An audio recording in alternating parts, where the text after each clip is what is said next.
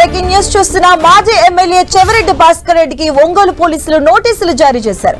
ఒంగోలులో వైసీపీ ఆవిర్భావ దినోత్సవ వేడుకలకు వచ్చిన చెవిరెడ్డి భాస్కర్ రెడ్డికి పోలీసులు నోటీసులు అందజేశారు. నోటీసులు ఇచ్చి చెవిరెడ్డి సంతకం తీసుకున్నారు పోలీసులు. పాత కేసుల్లో విచారణకు హాజరు కావాలని పోలీసులు నోటీసుల్లో పేర్కొన్నారు. కేసులతో భయపెట్టి వైఎస్ఆర్ కాంగ్రెస్ పార్టీని అణచాలనుకుంటే సాధ్యమా అని అడుగుతున్నాం. గతంలో 88 కేసులు ప్రజల పక్షాన నిలబడి జగనన్న నాయకత్వంలో పోరాటం చేసినందుకు గతంలో ఇదే ప్రభుత్వం కేసులు పెట్టింది.